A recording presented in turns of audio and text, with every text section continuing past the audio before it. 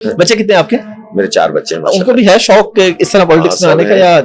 میرے 4 بچے ہیں, 3 بیٹے 1 بیٹی. میری اہلیہ واحد اکلوتی. اچھا میں یہ پوچھ رہا تھا بیگم ایک ہی آپ ایک ہی ہے, یہ ہمارا سگنیچر کوسچن ہے, اس میں آپ سے پوچھ لیا. تو الحمدللہ پورا گھرانہ تعاون کرتا ہے, ساتھ چلتا ہے. ظاہر مشکل ہے, میں اس وقت لاہور اسٹیشن ہوں, منصورہ لاہور میں ہے, اور تو ظاہر ہے اس کے باوجود سب خندہ پیشانی سے اس کو قبول کرتے ہیں, سمجھتے ہیں مجبوری کو, اور سب لوگ اس کام میں میرا معاونت کرتے ہیں. میرا تو چھوٹا بچہ بھی میرے ساتھ پوری طرح سے تعاون کرتا ہے. ماشاءاللہ. شادی آپ کی لو میرج تھی ارینج تھی؟ یہ بڑے سوالات ہیں آپ کے. جی یہ سگنیچر کا اس طرح کے کام کرنے کا موقع نہیں ملا. اچھا شروع سے ہم لوگ لگ گئے جب. ٹھیک ہے. حفص صاحب تھوڑا سا آپ نے جمعیت کی بات کی, ہم واپس نوجوانوں پہ آتے ہیں. یہ لو میرج ارینج سے بھی میں نے آپ کو لے کے ادھر ہی آنا تھا. ہمارے نوجوانوں کا آپ کو پتہ ہے بے حیائی, بہت سارے مسائل ہیں. آپ کی جماعت اس میں کوئی شک نہیں بڑا اچھا کام کری. مزید آپ کے پاس کیا پلان ہے نوجوانوں کو سیدھے راستے پہ کس طریقے سے لایا جا سکتا ہے؟ یہ بات کہنا بہت آسان ہے کہ نوجوان بہت غلط راستے پر ہیں. یہاں سے جب ہم شروع کرتے ہیں تو کیا سیدھے راستے پہ لائیں گے ان کو؟ نوجوان بہت قیمتی ہیں, اور یہ پورا نظام انہیں غلط راستے کی طرف لے جا رہا ہے, پورا معاشرہ ان کو غلط راستے کی طرف لے جا رہا ہے. ان کو تعلیم دیں, ان کو روزگار دیں, ان کو کھیلنے دیں, ان کو میدان دیں, ان کو مقابلے میں آگے بڑھنے کا حوصلہ دیں. اور ملک میں اگر ایسا میڈیا ہو جو پازیٹیوٹی کو بڑھاتا ہو, جو گند نہ پھیلاتا ہو. آپ دیکھیں نا, اگر سینکڑوں ڈرامے اس وقت چل رہے ہیں تو ان ڈراموں کا موضوع کیا ہے؟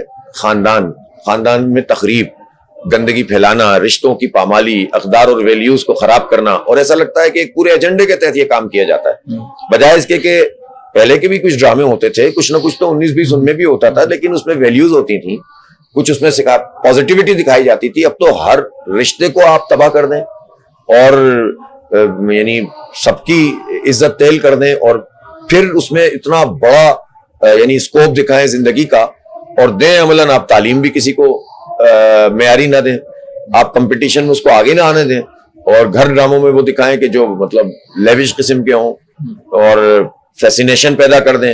تو اس کے نتیجے میں جو نفسیاتی مسائل پیدا ہوتے ہیں وہ بچیوں میں بھی پیدا ہوتے ہیں, بچوں میں بھی پیدا ہوتے ہیں. تو ان کی تربیت کی بھی ضرورت ہے. اخلاقیات سکھانے کے لیے جو ماڈرن چیزیں ہیں ان کو اڈاپٹ کرتے ہوئے ان کو پازیٹیوٹی کی طرف لانے کی ضرورت ہے. ہم الحمدللہ اس کام کو انجام دے رہے ہیں جو ہمارے بس میں ہے. باقی تو ظاہر یہ حکومت ریاست کا کام ہے.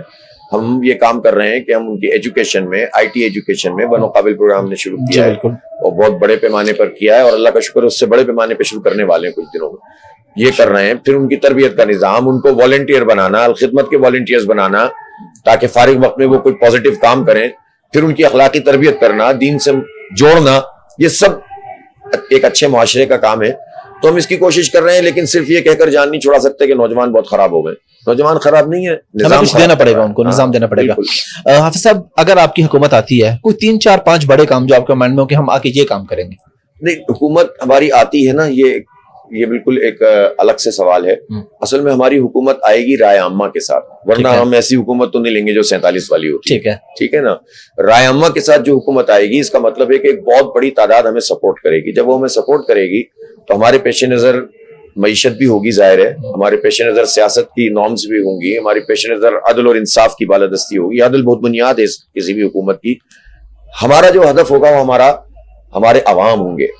ان کی اخلاقی اور جو ان کی شخصیت کی بلندی ہے, انسان کو جب آپ موضوع بنائیں گے نا, اور اس کی جسمانی اور روحانی دونوں ضرورتیں پوری کرنا آپ کا موضوع ہوگا, تو پھر اچھا معاشرہ بھی تشکیل پائے گا.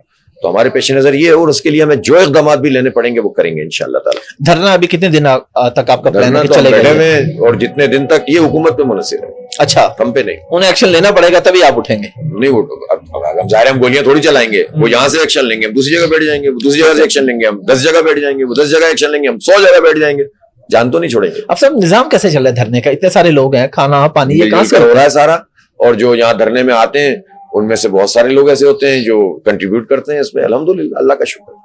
اب سب جماعت اسلامی کے اندر بھی کچھ معاملات ہیں. آپ نے ایک تقریر کی تھی بغیر نام لیے, لیکن اس پہ نہیں, سینیٹر صاحب نے اس بات کی بہت ضرورت ہوتی ہے کہ اپنے کارکنوں کو ہم اچھی طرح سے یہ بات سمجھائیں کہ جو ہمارا طریقہ کار مولانا مودودی کے زمانے سے ہے اسی پر یہ جماعت چلے گی. اور ہر تھوڑے دنوں بعد یہ سمجھانے کی ضرورت پڑتی, کبھی زور سے, کبھی ہلکے, کبھی پیار سے, کبھی ڈانٹ کے. اور یہ اس لیے ضروری ہوتا ہے کہ سب کو پتہ چل جائے کہ جماعت ایک نظم کا نام, اجتماعیت کا نام ہے. اس میں اگر ہر فرد اپنے اپنے فیصلے کرنے لگے تو پھر جماعت تو نہیں چلتی. دنیا میں کہیں نہیں ہوتا. آفس میں ہر کوئی انڈیپینڈنٹ ہو جائے تو آفس تو نہیں چل سکتا. گھر میں اگر ہر کوئی اپنی مرضی چلانے لگے تو گھر نہیں چل سکتا. تو پھر وہ جماعت جو کہ ایک خاص ٹارگٹ کو لے کر چل رہی ہے وہ کیسے چل سکتی ہے؟ تو یہ سمجھانے کی ضرورت پڑتی ہے. کوئی اسپیسیفک معاملہ نہیں تھا, وہ تو ظاہر ہے چلتے رہتے ہیں جماعت میں, جہاں انسان ہوں گے وہاں اختلاف ہوگا. لیکن سینٹر صاحب کا کوئی بیان ابھی تک یہاں پہ اسٹیج پہ نہیں ہو رہا ہے. آتے ہیں وہ اپنی فیملی کے ساتھ آتے ہیں, کوئی مسئلہ نہیں ہے. ایسی ہماری جماعت میں اس طرح کا مسئلہ ہے نہیں. ٹھیک ہے, کوئی ایسی ایشو نہیں ہے. آپ صاحب بہت شکریہ آپ کے ٹائم کا, بڑی مزیدار اور بڑی اچھی ڈسکشن رہی, امید ہے لوگوں کو فائدہ ہوگا. لاسٹ پہ آپ کا ہماری عوام کے لیے کیا میسج ہے؟ اچھا, فوری طور پر تو یہ میسج ہے کہ اس دھرنے کا حصہ بنے اور جماعت کی اس تحریک کا حصہ بنے, اس لیے کہ یہ ایک امید پیدا کر رہی ہے. اصل میں دیکھیں اس وقت جو سب سے بڑا مسئلہ ہے وہ نوجوانوں میں مایوسی ہے, اور ہر کوئی جو ہے وہ ملک سے باہر جانا چاہتا ہے. ہر کوئی, اس لیے کہ یہاں پر انہیں کوئی ہوپ نظر نہیں آ رہی, سارے راستے بند محسوس ہوتے ہیں. میں سمجھتا ہوں کہ ہمارا یہ دھرنا خاص طور پر نوجوانوں کے لیے ایک امید کا پیغام ہے. 25 کروڑ لوگوں کی امیدیں اس سے وابستہ ہو گئی ہیں. تو اب آپ صرف تماشا نہیں دیکھیں بلکہ آئیں ہمارا ساتھ دیں, اور پورے پاکستان میں ہم اس کو جو ہے وہ پوری تحریک کو لے کر چل رہے ہیں. تو آپ ہمارا ساتھ دیں, ہمارے ساتھ چلیں. اللہ نے چاہا تو ہم انشاءاللہ اس ملک کو اس گرداب سے نکال دیں گے. یہ ملک بہت, اللہ تعالیٰ نے ہمیں اس میں بڑی بڑی جو ہے وہ سہولتیں دی ہیں, بڑے خزانے دیے ہیں. اس میں دریا ہیں, اس میں سمندر ہے, پورٹس ہیں, اس میں پہاڑ ہیں, اس میں زرخیز زمین ہے. سب سے بڑھ کر اس کے نوجوان ہیں جو 60% سے زائد 30 سال تک کی عمر کے لوگ ہیں, اور 80% 40 سال تک کی عمر کے لوگ ہیں. تو جب اتنی بڑی طاقت ہمارے پاس ہے تو ہم کیوں مایوس ہوں؟ اور زندگی کو بسر کرنا اگر سیکھنا ہو تو فلسطینیوں سے سیکھو کہ جن کے 50,000 کے قریب لوگ شہید ہو گئے, لیکن ان کا جوان اب بھی ہنستا ہے, مسکراتا ہے, جیتا ہے, ڈٹ کر کھڑا ہے اور سرنڈر نہیں کر رہا. جب وہ سب کچھ لٹا کر بھی حوصلے سے کھڑے ہیں تو اب ہم تو بہت کچھ کر سکتے ہیں. آئیں ہمارے ساتھ چلیں, مل کر کام کریں گے انشاءاللہ اور آگے بڑھیں گے. بہت بہت شکریہ آپ صاحب.